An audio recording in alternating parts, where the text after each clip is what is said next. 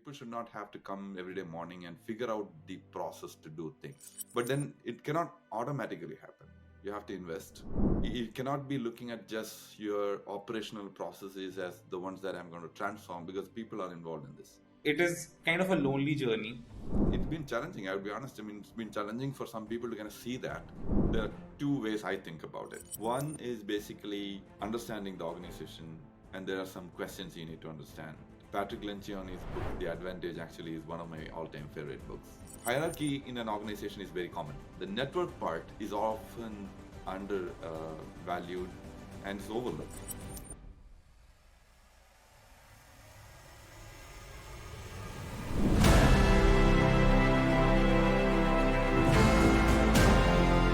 So cool, Cidoni. Welcome to the Change Story. I'm really glad to have you. The reason that I am having you on the show is primarily because you are the one who, inspired me to think in this direction of digital transformation. You are the one who motivated me with a couple of our conversations on how exciting as well as deep this area is. So just for our viewers, while the world is going through an AI shift, and we were already, for a couple of our businesses, we were already going through a tech shift for them. So it is a double-edged sword that they are going through, and the world is going to spend approximately $3.5 trillion in just transformation in 2026. Yeah. Right? So in a single year, we are going to spend $3.5 trillion. That is insane, and it is a painful journey. It is it is kind of a lonely journey. And the idea of Change Story was to bring in people who have guided a lot of these changes, a lot of these transformations, and bring the insights to the folks who are doing the transformation today, so that they have to suffer less, they can reach their destination faster. And that's why we have you on the show today. Oh, thank you. Thanks, Dhruv, for having me here. Of It's a course. great honor to be part of something like this. Yeah. I'm excited actually to have this conversation, see what we can explore, and hopefully tell the world. Yeah, so I'm excited for the conversation today. But before we start diving deep into the theoretical concepts, I would love to, get the users a brief introduction about you. What do you do, and where you are based out of? Yeah. Please give an introduction about you. Yeah, so I'm Cidoni Brind, right? I currently work at Trundl. Trundl is an Atlassian partner company, more of a technology services company, actually. We're focusing predominantly on making efficiency of work better for organizations, right? So how do you actually execute better, and then give the platform for your teams to thrive and contribute towards your business objectives, right? So that's really what our goal is, and that's where I am right now. I'm currently based in St. Louis, Missouri, in the Midwest. Kind of laid back, nice place. I um, like the balance of the speed and the technology and the calm outside, right? So it's a perfect balance. Um, yeah, I mean, I started really as a software engineer way back when, with one of the premier IT services company in India, right? Infosys. But before I came to computer science based job or software engineering job itself, I started off getting involved in this during my high school days. At that time, I'm talking like early 90s. Computers were not a thing, right? I mean, I distinctly remember seeing a computer first time at a big textile shop where they were using it for billing, right? And it was kind What of, year was this? this must have been around 91. Okay. I And where were you? Like, which city was this? This was in Trivandrum. Okay. And there was probably like one big store that could afford this, right? Others Yeah. could not even think about it. And then that's where really when I saw this, and bill printing through a printer and all that was fascinating. Not just for me, everybody who went to the store. And then you could see the screen, right? It's all the DOS commands and the console screen. But even then, it was exciting. I think that kind of got me curious. And then there was an opportunity where there was a local institution giving away programming courses like basic and dbase and all those things at the time. So I, in fact, during the holidays, I actually went for that and Okay. learned. This was my eighth grade in school, and Hmm. then from Wow. that point onwards, I kept figuring out ways to be in touch with some I kind also of. learned the first programming language that I learned was Logo, the PC Oh, logo, and soon after that was Basic. music. Yeah, yeah. I mean, it was. I mean, it's still, the concepts that you learn is still relevant, right? So, Yeah. it helps you think in a more analytical, logical way, which I believe, I'm still carrying that, right? It's not something you lose, right? It's like learning cycling and swimming, things like that, right? So Yeah. it kind of unlocks your brain in a certain After a way. point of time, it just feels that you are not learning anything new, just iterating the same patterns into Same the new patterns, exactly. And thing. I mean, that's another thing I've noticed throughout my career also. At some point you recognize that technology is truly a commodity, right? You have various, you start with, like I said, I started with basic and all that as just as a, Hmm. you know vacation school course, right? And then um, really getting into the job, learning Java as the main thing, but having projects that you have to pick up on various technologies, you over time you realize that there is an underlying pattern, right? And obviously, I did computer science and engineering for my BTech, so that kind of helped solidify a lot of those things on the fundamental and foundation side of things, Right. which I still feel like it's helping me even today, right? Even when I Right. do like home projects and try some coding every now and then, it's all of those things come back. Hmm. Uh, so So I think you've been a yeah, creator all your journey, right? From the young boy at the printer shop getting inspired, and now at Trundle. What do you think? And sorry to cut you in between, but right. I also see the piano at the back, right? Which hints me that in the days you're creating software, in the nights you're creating music. Yeah. So tell me, that journey of several milestones that, what's your change story around that young boy who learned basic and now, you're helping large organizations uh, shift through their technologies and methodologies. So what were the milestones that, changed your It, journey? um, I don't necessarily see it as a single milestone or a group of milestone, right? I when I really thought that I'm going to start, taking software engineering as a career, I think at that time itself, I realized that this was going to be an ever-changing field, right? Because Hmm. even in, like I said, in the school days, I was learning, basic DBase, Fortran, and all these things, and then I remember learning COBOL, I think, in at some point. Then went to college, like COBOL was already, 96, 97. COBOL was not seen as the hottest thing anymore, right? Hmm. So the change in terms of how fast technology is growing was already something that I recognized, I think, at that point. So going into this career, it was almost a commitment that I was making to myself that you have to be learning every day, right?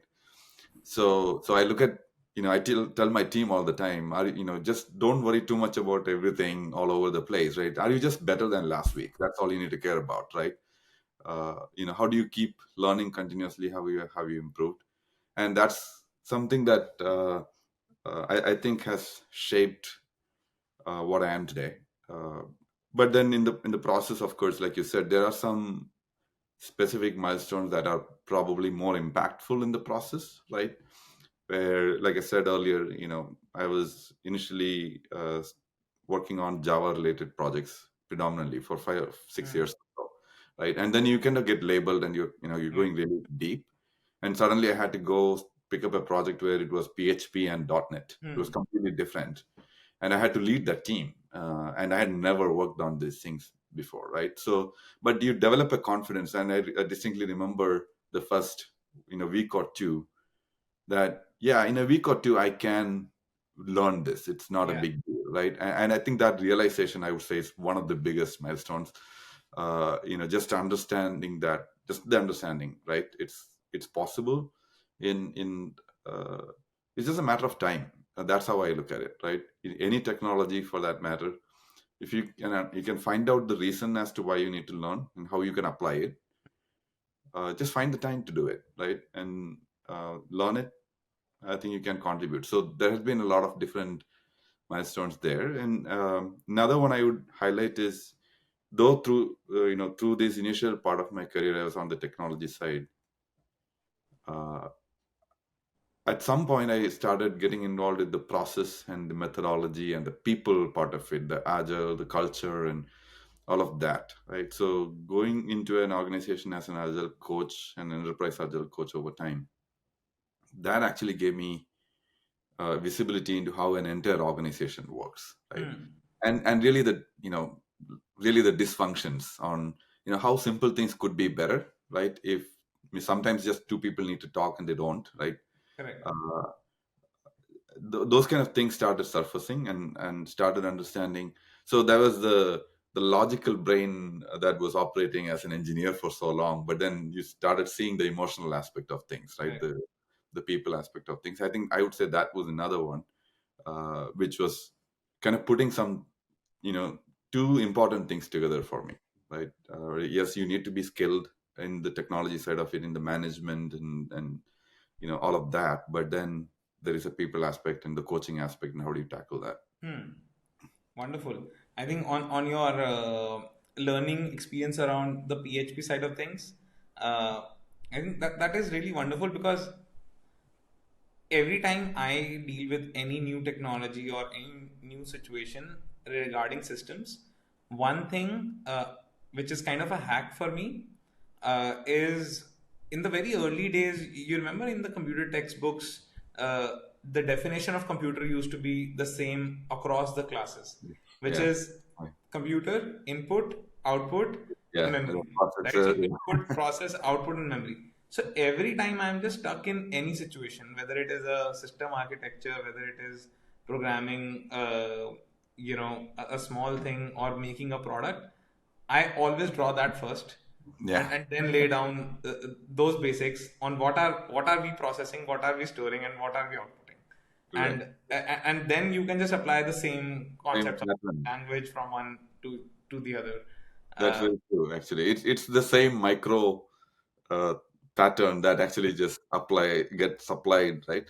Um, in fact, I mean, just to touch on a little bit of the technical aspect of things, right? This is basically something that you see in like monoliths and microservices, right? The Correct. whole concept is also kind of the same, right? I mean, there's more nuances to it, but still, the underlying idea is the same thing, right? You're figuring out some inputs and you process it and transform it to something else, right? Yeah, of course, and when you're designing organizations as well, then you figure out that if a team cannot be organized in this manner, then there's most likely confusions happening there, which I mean you would have seen when you're dealing with dysfunctions in a team, Yeah, because yeah, the dysfunction rises because the process is not either yeah, taking the inputs or not giving the outputs or yeah. not storing the memory. Right, right.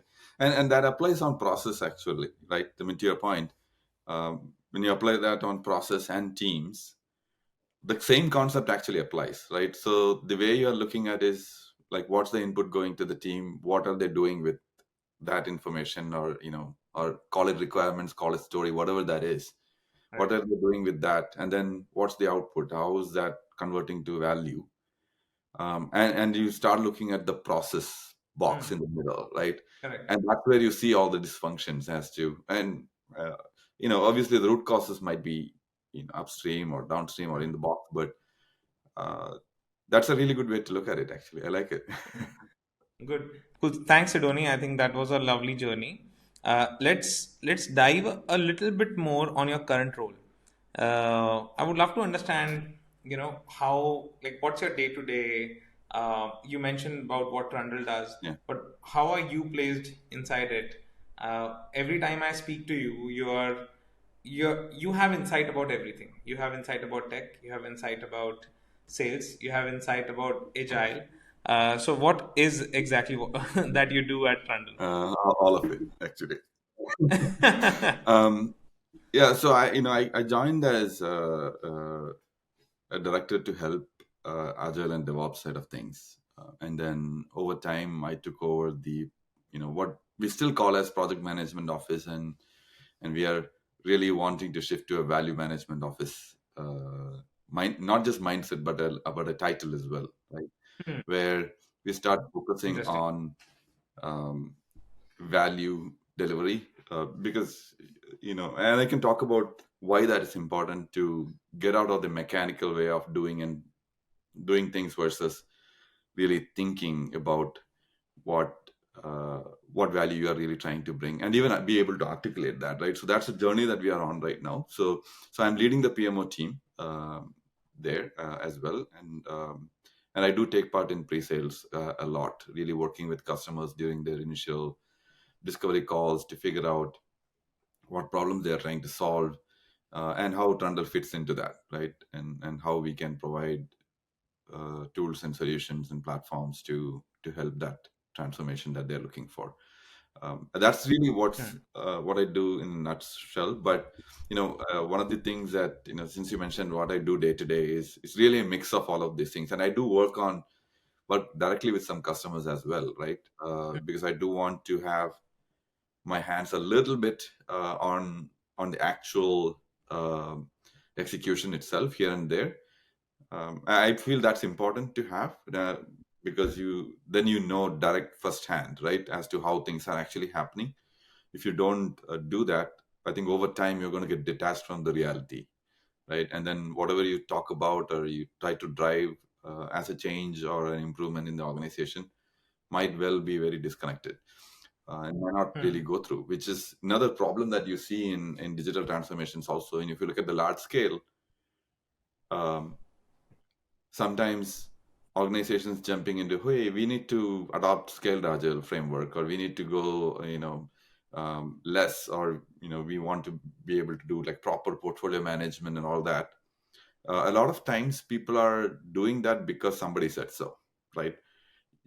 It's important for them to understand that, why are you doing that, right? Like, why did you make that choice to go that route?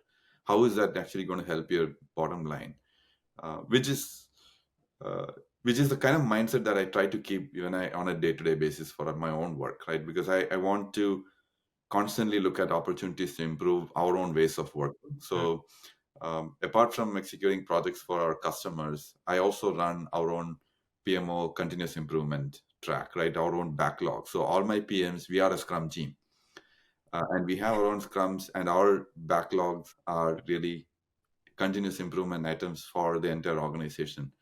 And one of the really nice things that I enjoy is, one, I have a great team, right? The people in my team are absolutely excited to contribute to those kind of initiatives. They all want to make things better for themselves and for the teams, right? And Right. most of the initiatives that we do, they just don't span only the PMO team or the engineering team, but they actually affect, even the pre-sales and sometimes even sales, Correct. practices that we follow. So Hmm. that's another area. So there's more tactical work that I do, but there's a lot of times I could see that every day, every other day, there is some strategic work that we are actually taking on, working with, collaborating with the rest of my leaders here in the company, and really driving that through. So yeah, it's a mixed bag.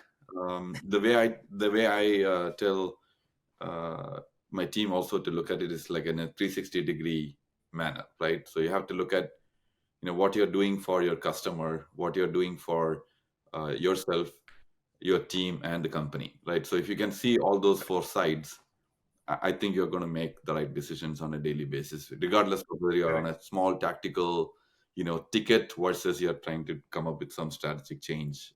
It's going to Hmm. impact the whole organization. I think it is a lot more like the organizational structure for holacracy, Yeah, yeah, where you treat each individual as a whole, right. where the CEO as well as any person down the line on hierarchy Yeah, has like almost same context and can take a call holistically rather than taking a call for their yeah, own functions. I love it. I always aspire to have a holacritic okay, yeah, organization. I'm yet to reach at that point, but let's yeah, see. yeah. But you brushed on an interesting topic, which is digital transformation, and that is what we are gathered here to discuss. So let's dive a bit into that. And I mean, it's a broad term, and when people do any kind of transformation, whether it's a language change or a methodology change, they start calling it a transformation or a digital transformation. So, what are the different kinds of changes that fall into this category, and what exactly is digital transformation? It's an interesting one, right? Where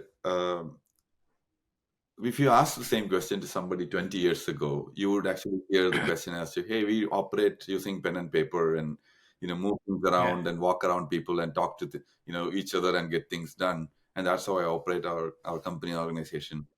Um, Most of the companies have already gone through the change to digitizing it in a yeah, way, right? That's already done in most cases. There are very few of organizations course. are still using, non-digital ways of doing things, right? But the question is like, okay, then what is digital transformation in today's world? Why is Hmm. it still relevant, right? Is because it touches more than just that part, right? It is obviously, the way of doing business. So if you look at the business model itself, there is a change that's happening there. So that's one aspect of it. So if you look at it, there are different dimensions to this in terms of where change is possible.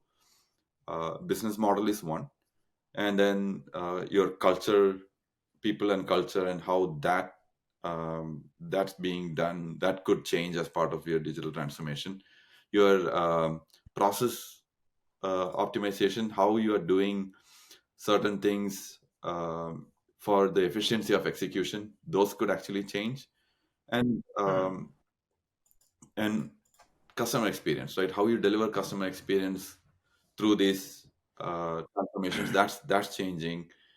And now there is so much data that's available that you can actually make more informed decisions. So reliability of data is starting to shift there. That's another area, right? So if we can keep going on, but if you look at fundamentally, you look at your core objectives of a business, how what are the areas you need to touch and change, and how do you Hmm. utilize digital technologies to advance that. They all, in my Right. view, they all fall under digital transformation, right? So And what doesn't fall under digital transformation? it's a tough one, right? Yeah. Especially in the world of AI and robotics, probably everything. Everything. Maybe therapy, I don't know. Uh, so Yeah. yeah, it's the key aspect to realize that there are like simple things like if an organization is running business through Excel sheets, right, and transforming that to maybe a tool like Jira or Monday, or leveraging tools like middleware, like you guys have Yeah. to really understand what's going on, then running around like that's the people aspect also, right? At least in your, particularly in your product, I've seen that it is giving the an insight into the workload and potential uh, what do you call the emotional stress that people might be feeling, in a sense, right? Because you're kind of Right. showing like, hey, people are having a lot of work then because of this. um, that's going to help the transformation, right? If you're really looking at, Yeah. because what's the bottom line that you're after, right? You want to achieve your business goals, you want to change the way you're getting there, right? So Yeah. you cannot be looking at just your operational processes as the ones that I'm going to transform, because people are involved in this.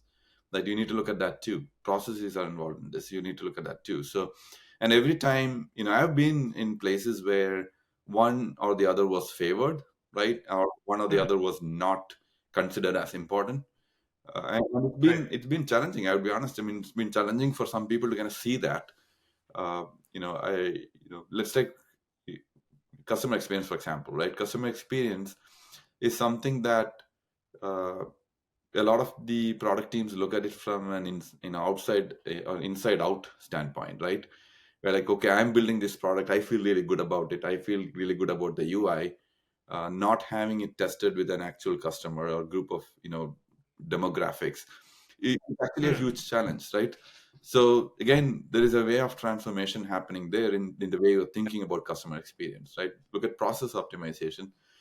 I keep telling all the time, every company I've worked with as a manager or leader, I've always tried to tell that you got to make this process part a well-oiled machine where people should not have to come every day morning and figure out the process to do things, right? Correct. But then it cannot automatically happen. You have to invest, right? You have to figure out a way to make it more second nature for a lot of the people. Then they can focus on the real thing, right? But otherwise, it's a Yeah. distraction.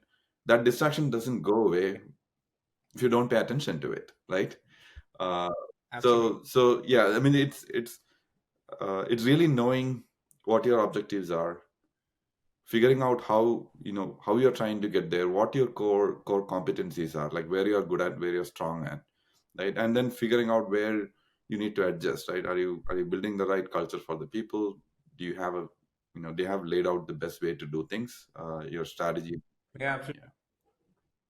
And one thing that I really liked is your programmer mindset, because I also look at making systems that way, that everything should be like finite, deterministic, automata kind of Right, right. feeling, that A to B to C to D, and you just follow that, and there's no confusion. Because like imagine if you were operating your phone, and before taking every decision, it asks you that now what should I do? Yeah, Now what should I do? You'll just throw it right. out, right? Similarly, you are imagining organizational Yeah. systems, right? And I also loved the fact of mentioning inside out mentality. There's a fantastic book called "The Inmates Are Running the Asylum" Oh, okay. on this, Nice. where it talks Yeah, about yeah, a software. Let's say a pilot was flying a plane, right? And they wanted to go to a certain place, and the pilot, while flying to the destination, was searching like ROC, okay. right? And just by mistake, in the options that were showing up in the Okay. search, they thought that they selected the right place, Okay. but they chose the wrong option, Okay. right? Okay. And then the plane was on autopilot. It ran into a mountain. Oh, The plane right. crashed and everyone died.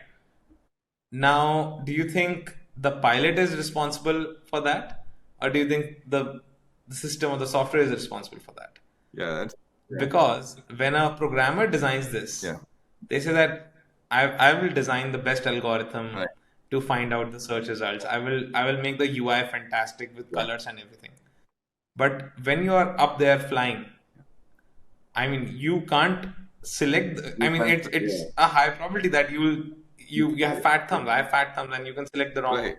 Yeah. option. And And actually, kind of reminds me about a couple of different experiences that I had. So, obviously, after my college, right, you program in college. It's just, it's yeah, not production scale programs you write in college, right? It's just, correct, for the marks, right? To be perfectly honest. right, But so it's not foolproof in its sense, right? And that's what you've learned for 4 years. And then you go into a professional setting, and then we were going through the training. We were asked to build a text editor using hmm, C. Okay. So, we were split into teams. I think it's 100, people batch. We were split into teams about five or so, and every team had to build an editor.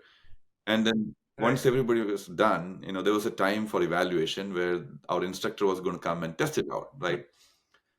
So he came to the first team. Uh, he asked, "Are you guys done, ready to go?" They said, "Yes, go ahead and test it." He took the keyboard and just started banging on it, like just kept hitting every single key that you can imagine, right? Of course, it immediately crashed, right? He went to the next team. He sat on the keyboard. He literally sat on the keyboard, right? Again, to your point, right? You cannot predict how users would behave, right? If you haven't really not thought correct, through and understood, like, okay, they are not the most knowledgeable. They did not write your program to begin with, right? They don't know the logic that you have put in. If you're making the assumption that they're going to operate and think the same way, um, while you are testing your own code, it's not going to happen, right?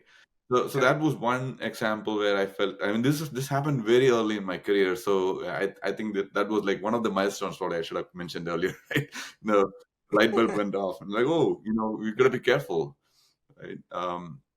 and we were literally scrambling before he came to us. We were like, okay, let's lock all the other keys and beep, and uh, that was one. And another example I would say was a few years ago when I was working with a company where we were building a training software for nursing students. This Hmm. software had a lot of screens where it would have um, forms that you would typically get you'll have the nurses fill in or the doctors fill in, or sometimes you talk to the patients and you fill some forms, right? Starting with your basic vitals like your temperature, blood pressure, etc., but then it goes into much more detailed forms as to pain assessments and head to toe assessments and things like that, or interventions. There's a lot of stuff in it, right? Hmm. um, and my team was working on all of these things, and there was a form called do not resuscitate. Okay.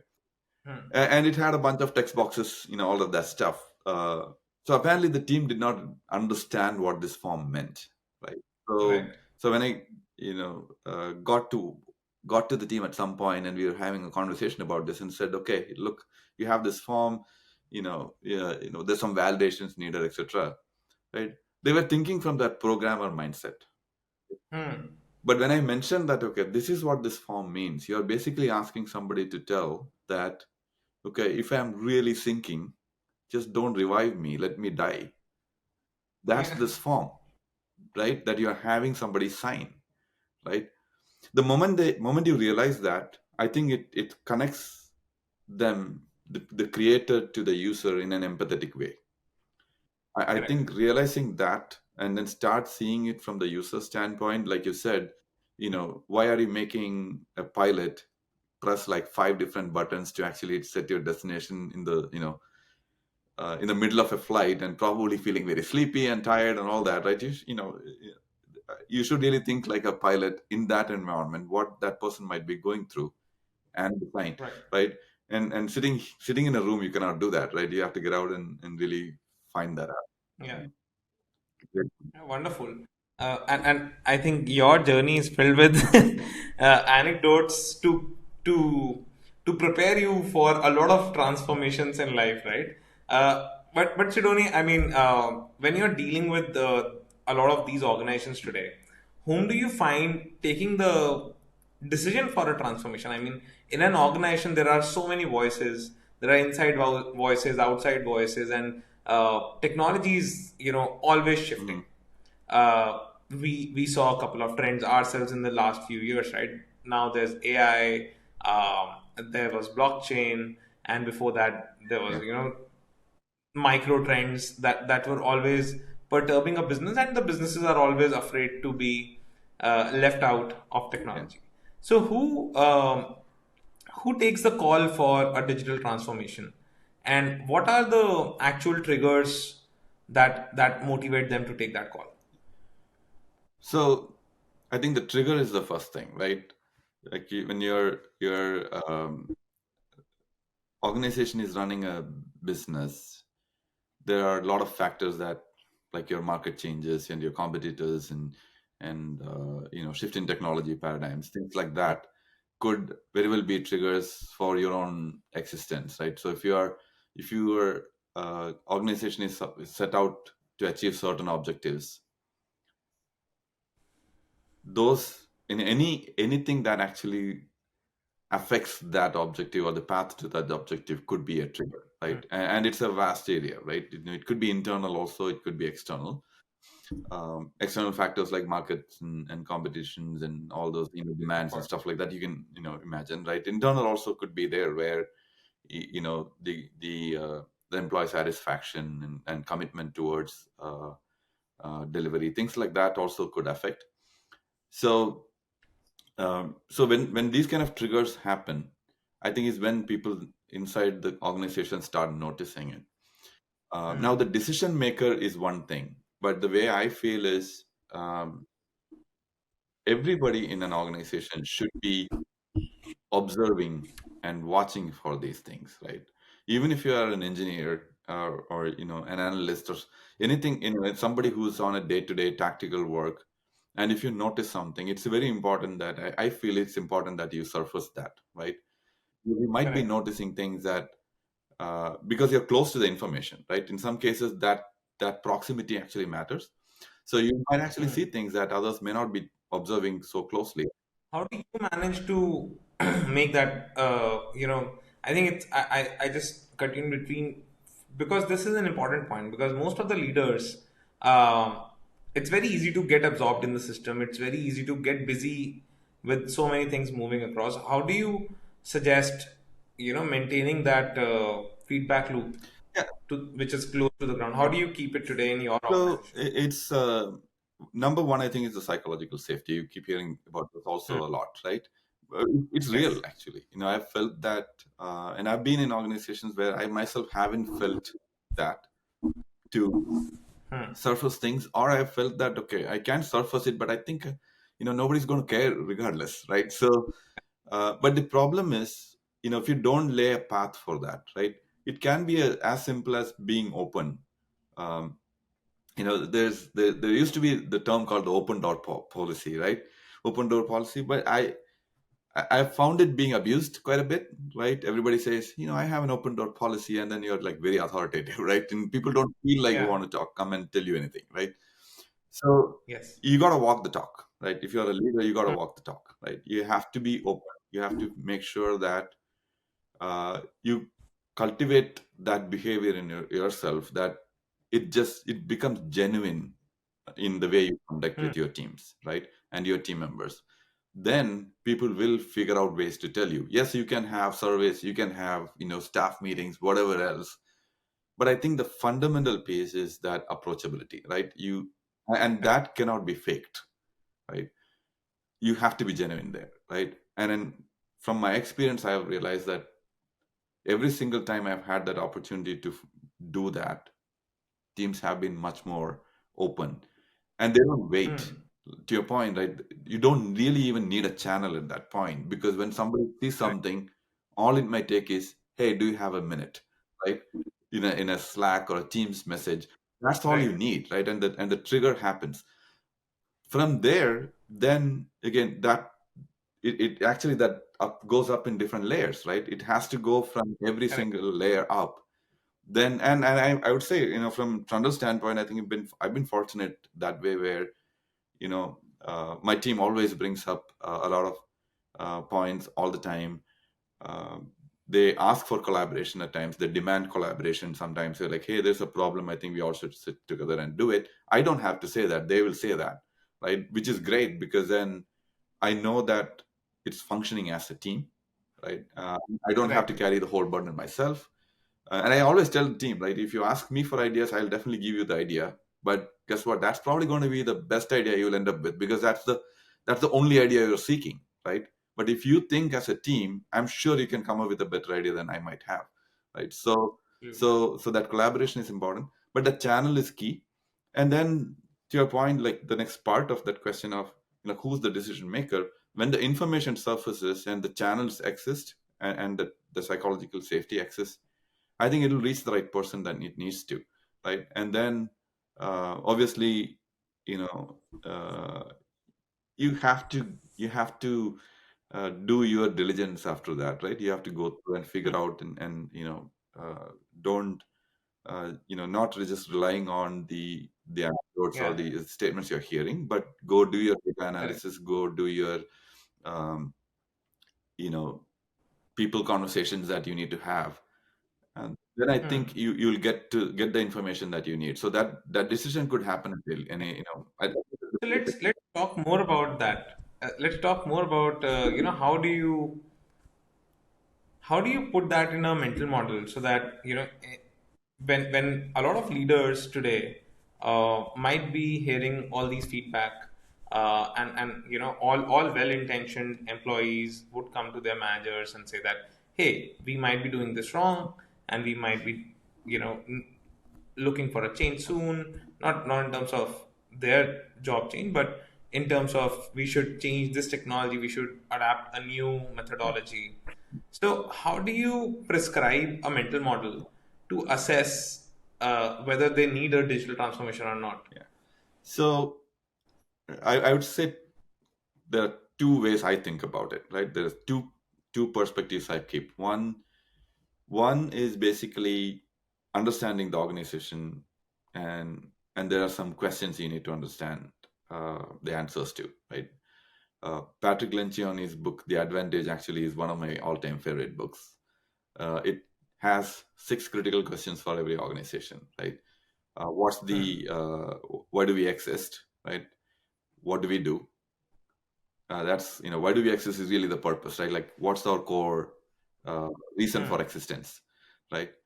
Which is actually, before I go to the next one, this is interesting one, because in a lot of organizations say, oh, we are there to make the world, healthier, or stronger, and or help this particular initiative, or you know um cause, and things like that, which is all great, right?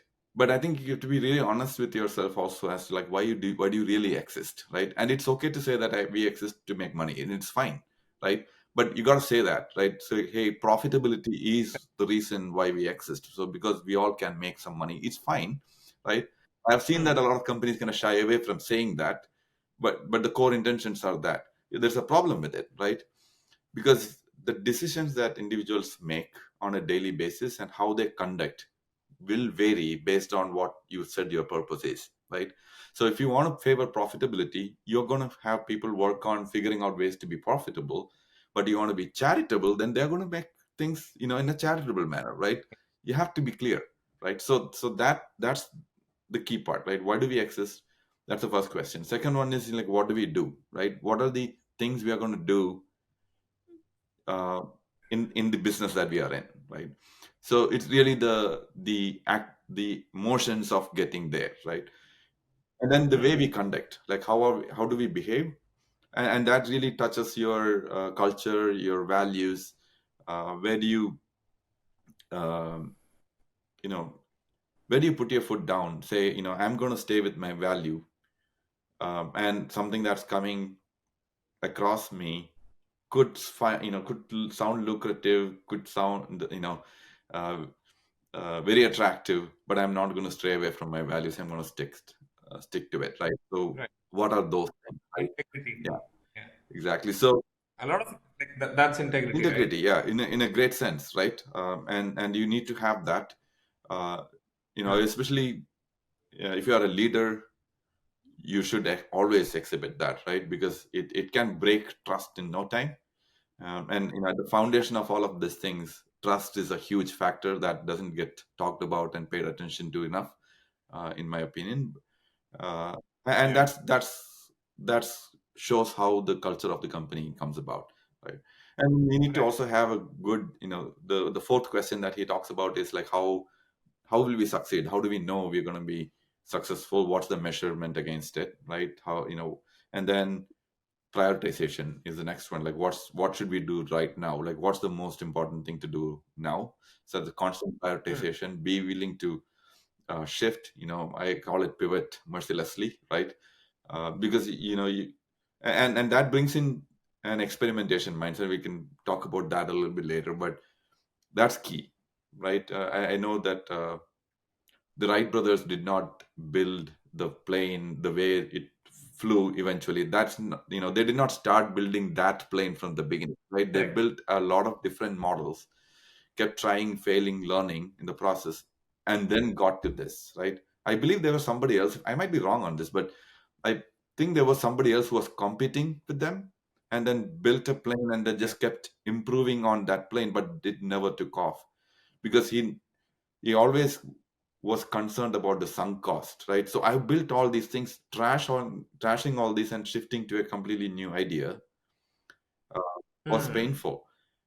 But sometimes you have to do that, because the other one is not going to get you anywhere, right? You know that. Like, why do you stick with it? So Yeah. so that's one thing. And then really having the clarity on the responsibility. So that's those 6 questions, I think, is one piece. The other one I like is from the business agility concept of scaled agile framework. It talks about network and Hmm. hierarchies. Uh, Hmm. Having, hierarchy in an organization is very common, right? Nobody has to Yeah. talk about, or really put a spotlight on it. The network part is often under valued and is overlooked. Networks and hierarchies, right? Yeah, networks and hierarchy. So network is basically the people on the ground, and the network of those people who actually get things done, right?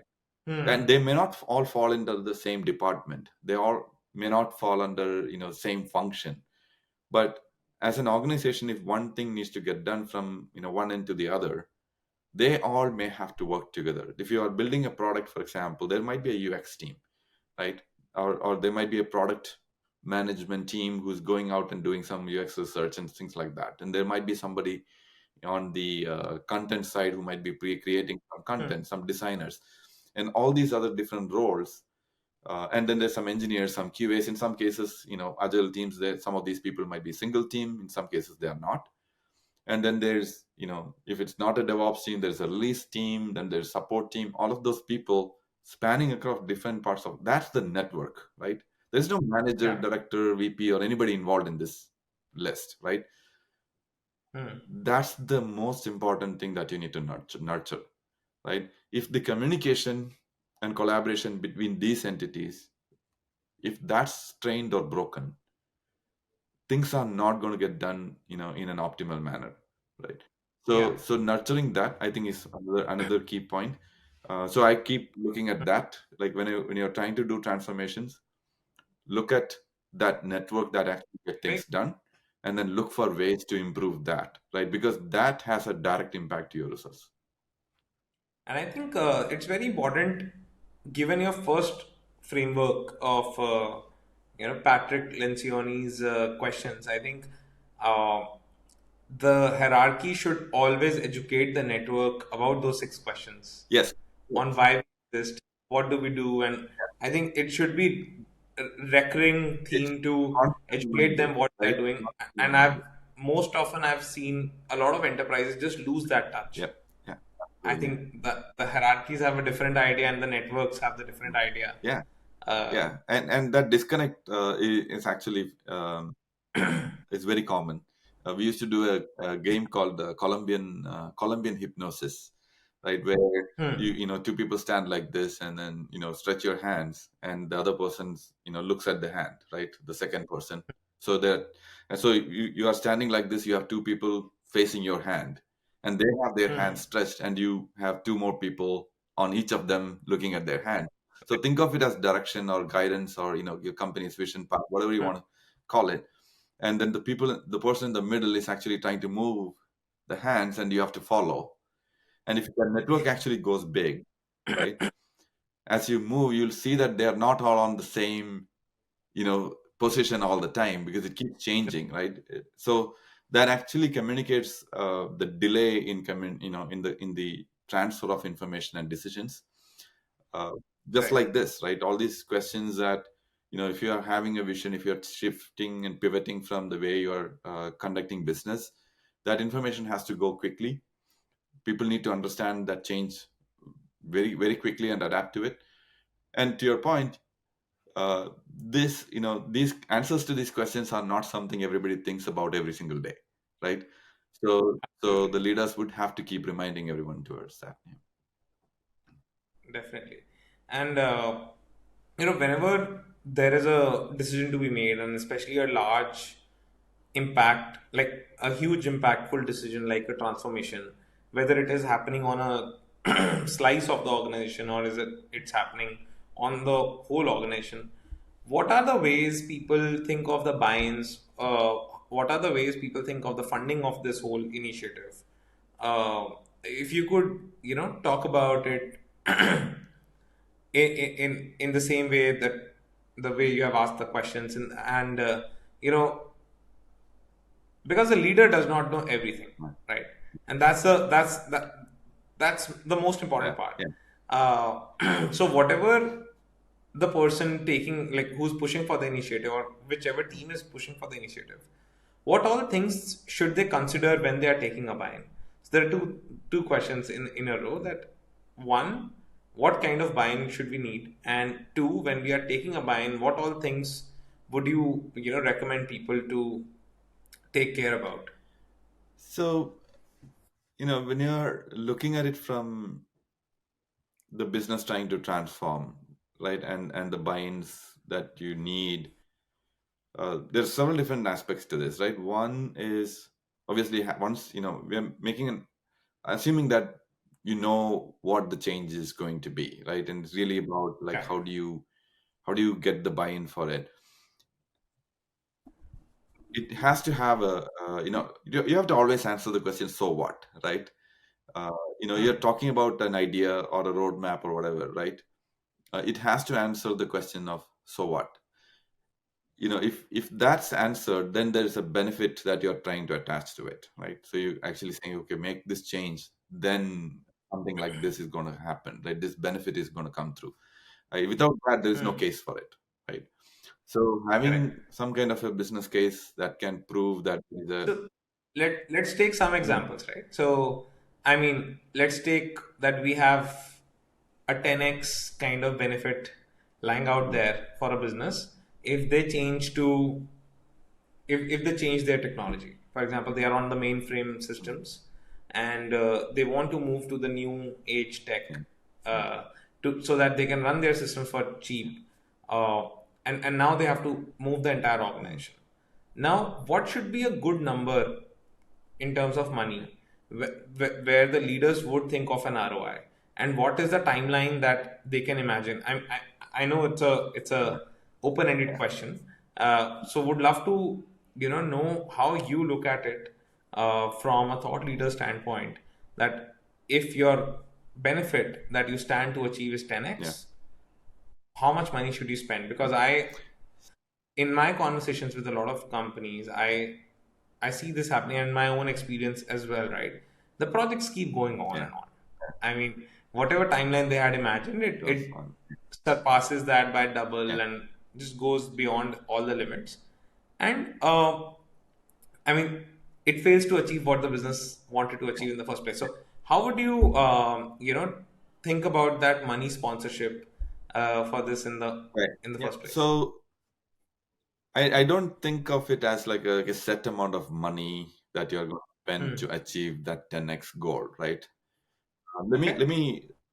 step back a little bit. Just put one part as a foundation for this, right? There's a Sure. concept of value stream that kept talk. Hmm. People talk about it all the time, right? There's a lot of misunderstanding around this, but the simplest way to look at this is there is some trigger. There's a bunch of things happening in your business operation model, and at the end of it, there is some value getting generated, right? Customers getting something, you're benefiting something from that, right? Customer value, business benefit. Those are things on the other end. There's a trigger that's Hmm. leading up to that, and the things that happen in the middle are the ones that you're trying to improve, right? Because that's the one that maximizes the thing on the right side. So so you're always thinking about that. Now, as a leader, let's say I'm as a sponsor, I'm now understanding that okay, I need to make some changes. If I make these changes, I get the 10x benefit that you're talking about, right? So that's an assumption at that point, right? Okay, we're going Hmm. to actually have a target to chase, assuming that we make changes in these 20 boxes that you have in the middle, and then oh, I'm Hmm. going to make pull these levers on certain things and improve certain things, I'm going to get this, right? It could be move to cloud, change your tech stack, or add some features. It could be anything, right? Or maybe some Hmm. internal initiative to just make people work better, right? Bring the right tools, provide them AI tools, anything. But you identify those opportunities, right? And then the key thing to remember, like I said, in between a little bit, is those all of those things are experiments, and you have to have a scientist mentality to this, right?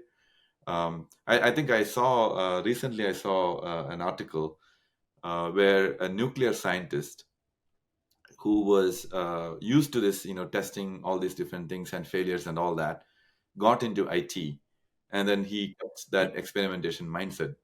I don't know if you know who I'm talking about. He's the CEO of Cognizant, right? Oh. So he mentioned about that experimentation mindset, right? And it's so important Hmm. because if you look at the for all of the variables that you have in your system of work and people and your business,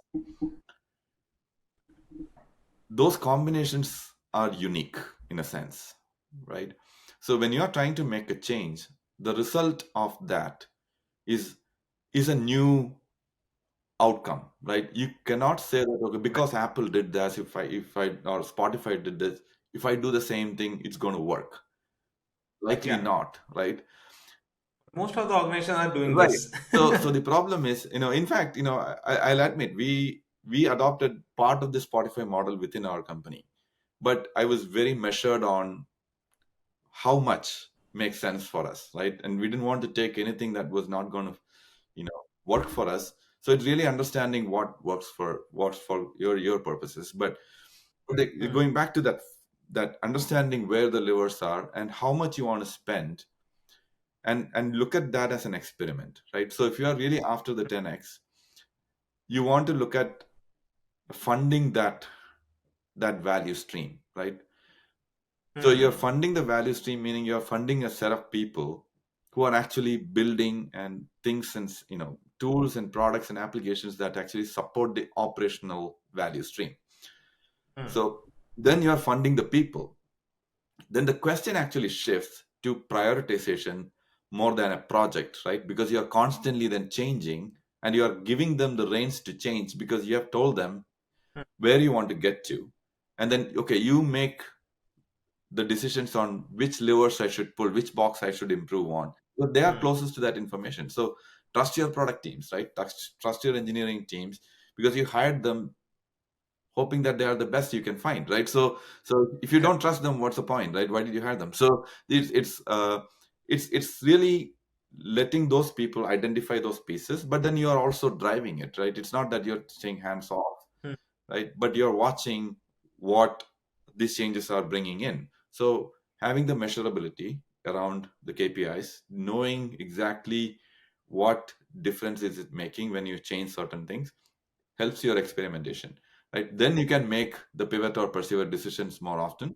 Hmm. And then, you know, you might actually end up only with a 5x benefit, or you might end up with a 10, 20x benefit for the money that you Yeah. thought initially, or less or more. I cannot tell. But the thing is, constant evaluation of how it's doing and making the decision of, is it enough or should I continue?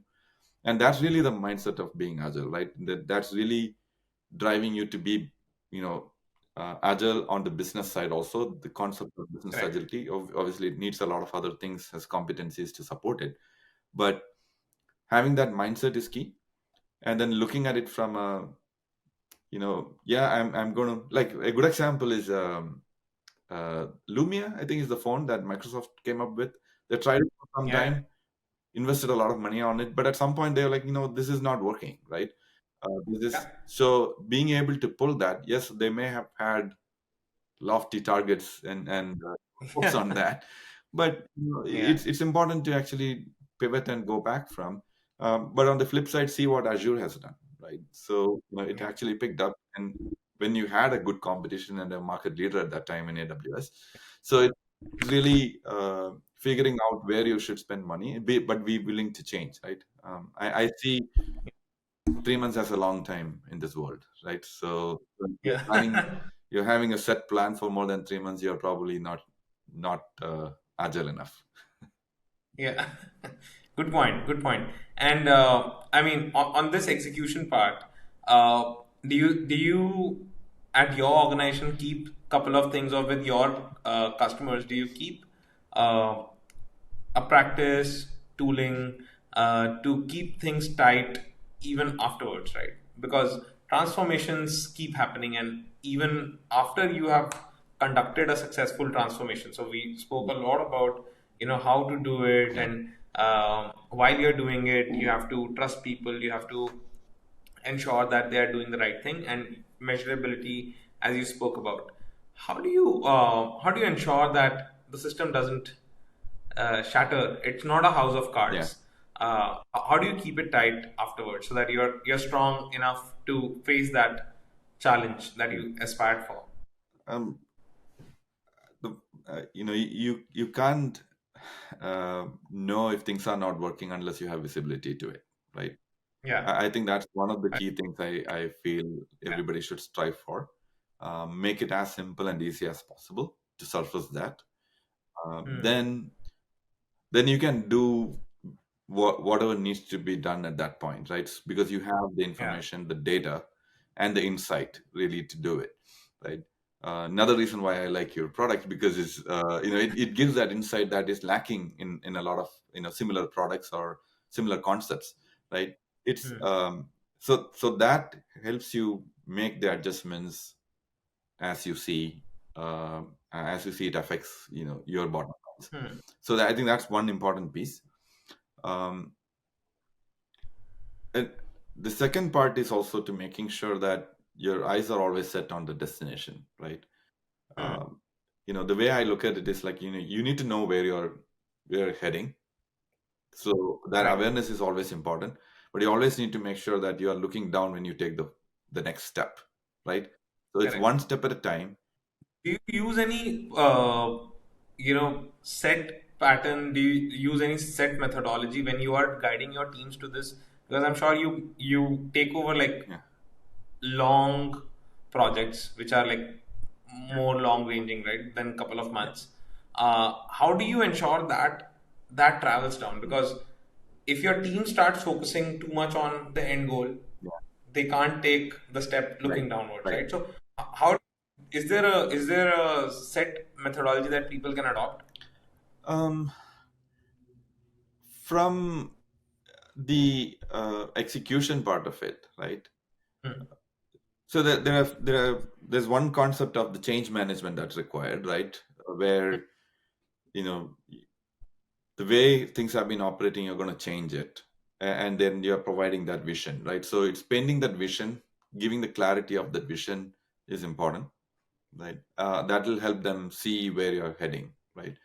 You know, Cotter's model is a good one, where leading change model of looking at, you know, really understand, really, raising the sense of urgency, making sure that, hey, we got to change now, and then drive towards that. That's one approach you Hmm. can take. That there's like an 8-step process there. um, Change, establishing the vision, getting the getting a guiding coalition, and have people work with you to get there. That's one thing. But then in the process, really to the point of being agile, but you have the destination in mind. I think it's important for even at the micro and macro level, that's important to keep an eye on, right? If you have, let's say for example, if you have a product that you're launching and your goal is to be on the top right quadrant of Hmm. your Gartner for that segment, right? You're going to have to do a bunch of things, right? You're going to have the features that you need to have, the market penetration, all of those things. So you're going to start focusing on those things. So, but you need to say, uh, Hmm. tell your team that, okay, that's where we are focusing on to be, and these are the factors that will get us there, right? That picture is there, right? So that's basically your end goal, right? So it's very simple to imagine, right? If I'm building a product and I'm an engineer working on the team, I can Yeah. imagine that day, year from now, year and a half from now, where our product's name is in that quadrant. It's very simple vision. I can actually Yeah. remember, right? Then from that point, your product teams, your engineering teams making day-to-day decisions, whether it's sprint, whether it's Kanban, whatever approach you use in terms of your agility, that's where you actually tie these things to, okay, are these KPIs that you are identifying, the key results that you're identifying towards your objectives, are they actually helping you get there, right? And then Correct. what are the things you need to do to advance in that KPI towards your goal? And that's the one Yeah. step at a time that you need to look at, right? And if you're finding out yourself Wonderful. that, okay, I'm straying to the right, okay, Hmm. next step should be towards the left, right, to get back on track. Right. Yeah, I love it more because you also mentioned the fact that you should not plan ahead of three Yeah, months, right? Because if you are planning for 3 months, then you have set your goal. So even if, I mean, so you're hedging the risk of things changing too rapidly. right. I mean, Oh, if you have decided for something for 3 months, then most likely you will reach your goal if you finish that in 3 months, and that's why timing is so yeah, important. That's yeah, why the I love this thing that keep the eyes on the goal, but take a step looking downward. yeah, yeah. So I think that summarizes it pretty well. So Sidoni, I mean, uh, I think you were saying about one more point, right? Um, After. yeah, I mean,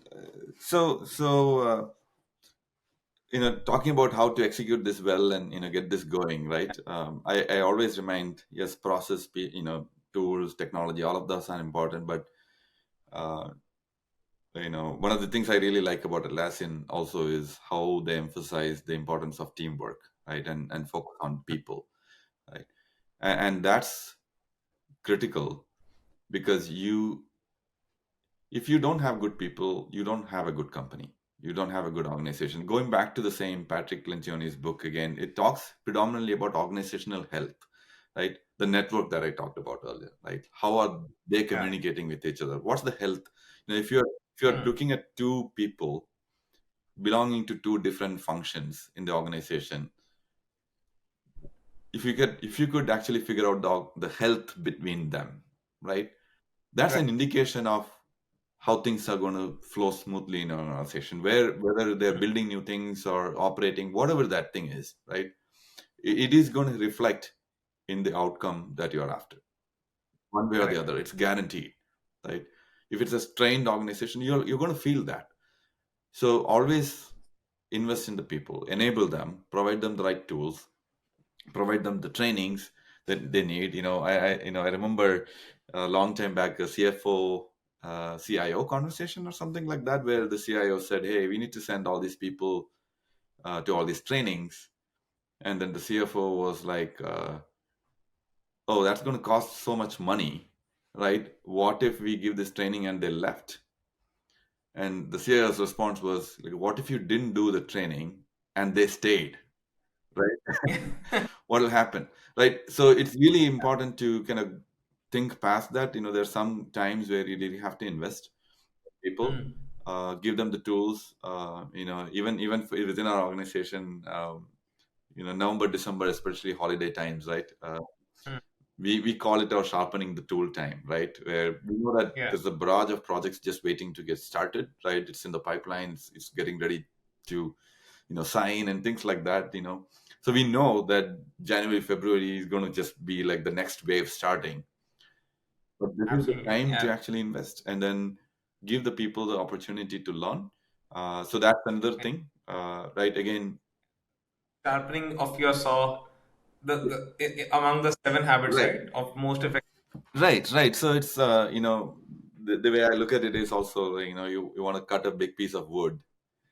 um, I'll give you a table knife that you use to cut your bread, and then and then I give you a simple, maybe a machete or a knife, or a axe or something, and then I give you a chainsaw that's power tool. The result is going to be very different, right? The speed is going to be very different. Yeah. So that's an important piece that we need to pay attention to. And there are Hmm. so many tools. Even AI is giving us a lot of capabilities there that the team should be leveraging. That's a good segue. So now that things are moving towards AI, and I mean, till the time people take a derivation of what's happening, uh, OpenAI brings in a new model, then Llama brings in a new model, and these models are adapting information, adapting changes so fast that people are unable to understand whether they should implement on the current model or Mhm. the one that's upcoming. Yeah. So what's your advice to the organizations today, especially the enterprises, on how should they, prevent another digital transformation moving forward? How should they prevent that pain and agony that now they have to step Yeah. into, but they can prevent it for a long time in the future? Yeah. I mean, that's a tricky question, right? I don't know if we can really prevent it, right? Because Hmm. if you want to be adaptive to what's changing, especially like you said, after ChatGPT came in, a lot of things have changed, right? Um, so the next thing is going to show up, and we should be ready for that. I think the key thing is when something like this happens, when all these models are coming up, uh, and a lot of organizations jumped into saying, "Oh, we're going to adopt AI," did not really know what to do with it, right? And then kind of struggled and got lost way on that. And then a lot of people suddenly realized the security privacy concerns, and then kind of started scaling back on it. uh, Once we have a disruptive technology out there, you should definitely look at how you can adopt it and then take take advantage for Mm. your own organization, right? If you don't do that, somebody else is going to do it, right? And the result is going to be pretty obvious, right? So that's one thing. And even from different models and different versions that you said, that are happening. And one interesting thing I heard, like I think GitLab is now having a layer, an adapter layer type of thing, where based on the job, it actually picks the model that it needs to send to, and that in itself is becoming its own model, right?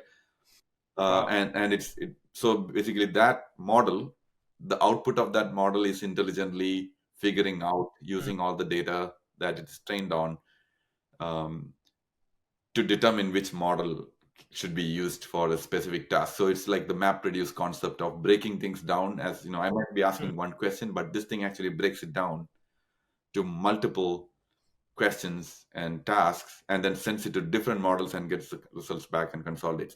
So I think as the technology is maturing, there are different ways of looking at this. I think that's coming up.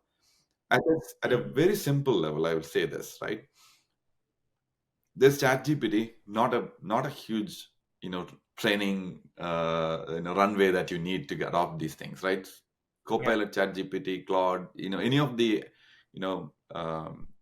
models, or the Gen AI tools, have the teams use it, have them think about, a few years back when we were building a website or an online business, right?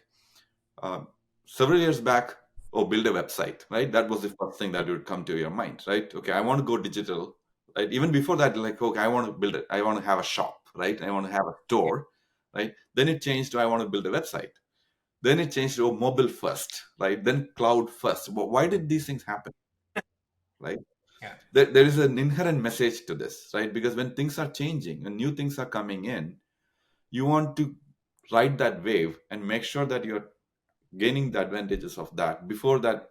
You have to pioneer in some things, right? So you have to be bold to make those decisions, Yeah. and go that route.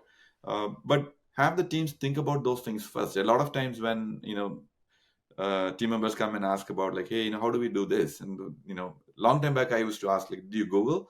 Right now I ask, like, do you check on an AI tool, right? Did that give you a and a lot of times that's all you need, right? You get a really good start. Obviously, everybody's familiar with hallucinations and confusing information and all that. It breaks the right Yeah, clock, and that's big. right. But see, thing is, if you get 60-70% as a jump start, that's not bad, right?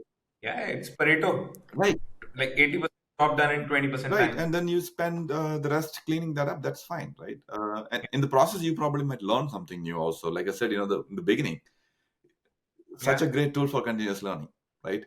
And then the other part is also, if you have software teams, get them a an AI tool that works with your IDE, right? Amazon Q or GitHub Yeah. Copilot. Get something, right? I have personal experience with this, right? I have built things at home, that I can tell that it would have taken, just to get the basics in, it would have taken 2 full days. Got it Yeah. done in about a couple of hours, right? I wrote Yeah. very minimal code in that, right? And now I can add a lot of I things got using that. the time with this. It's really embracing it, looking at where all you can apply it. There's no one size fits all, but have something, right? Just use something, right? Than nothing, right? Because everybody's doing it. If this is a common saying, right? I think the Nvidia CEO was also saying the other day, like, AI won't take your job. People who use AI will take your job, right? It's the same Yeah. thing. I mean, it's such a productivity boost. Yeah, it's another revolution because if you were stuck with pen and paper, then digital revolution ate your job. So if you're stuck, then someone will eat your Right, job. right. I mean, that happened from what? Invention of calculators, right? Correct. From always happening, right? So hunters from the hunters Right. era. Yeah. But this is wonderful. So Sidoni, as we are approaching towards the end of the call, I would love to understand who should come to Trundle? Who should reach out to Mhm. you? And like whom can you help the most today? And how do you help them today? So, so as Trundle also going through our own digital transformation, right? We are predominantly an Atlassian Platinum solution provider, which means that any Atlassian products and ecosystem related implementations we are able to help with, right? So if whether it's Jira, Confluence, JSM, your IT help desk, right, ITSM practices. Um, Atlassian talks about the system of work as a concept, where you look at Atlassian as a platform. It actually can connect everything that your organizations need to do to build your business, and build your products and applications that would run your business from a digital standpoint, or others, uh, from idea all the way to operations, right? Idea to build to uh, um, operations and feedback. That full, think of system of work as a layer on top of your DevOps infinite loop. It's really that there are products for all of Hmm. them. You can actually have a very cohesive um, system that will give you the visibility that you're looking for from different angles, right? So, the typical challenges that you people face in terms of making decisions on a product on features, and the support team is like, hey, let's fix some bugs first before you build more features. How do you make that decision without having that visibility of what's Right. going on with your system, right? You need to have visibility into the stability of the system. And obviously, the um, actually middleware like tools that provide the Dora metrics is key in that Hmm. aspect, right? So Atlassian systems feeding into a tool like that actually surfaces this thing, to actually measure some of these pieces, right? Your deployment frequency, your change Correct. failure rate, all of those things are important to make those decisions. If you don't see that, you're going to keep building more. It's like, you have a fragile foundation, but I'm going to build like five Hmm. more stories on my, on top of my house is a bad idea, right? But how do Correct. you confidently make that decision, right? So we provide ways to actually connect all of these things together. We also provide agile services in from a thought leadership standpoint, portfolio management, project management Hmm. practices. Kind of the collage of everything that I've talked about in this Yeah. podcast so far. We provide all of those as services as well. Uh, you know, these are concepts, but when you have the right ecosystem in place, right platform in place, they become tangible reality, right? And we can Hmm. help organizations have that capability. Awesome, awesome, awesome. So I would give a huge shout out to the Trundle folks, and everyone at Trundle is amazing. So I regularly chat with Yeah. Sajid, you definitely, and I've had some chats with Manohar as well. So everyone at Trundle is awesome. So I highly recommend you know giving a shot or a conversation to you Appreciate that. guys. So Sidoni, I mean, I can't even keep track of the insights that you have shared throughout the episode, from that little boy looking at the printing shop, getting inspired by technology, then the guy at the college creating that editor and fixing it the last moment, then moving to a engineering leader, then going to agile, then going pre-sales, and now on this podcast sharing so many thought frameworks. I think your change story has made that little young boy very proud. So thank you so much for spending your morning with Thank us. you. I absolutely loved every bit of the episode today. Thank you so Thanks. much. So, and I also want to say huge thanks to you and your team as well for having me here, sharing all the crazy rides I've gone through, and hopefully, whoever's watching, have you walk away with some pointers, at least to think about, right? Yeah. And obviously there are companies and tools and products and platforms out there, uh, Hmm. that you can take advantage of. One last thing I would say is, the saying. I think this is probably a Chinese proverb, but I'm probably maybe butchering whatever that is, but. Uh, if you the best time to plant a tree was 20 years ago.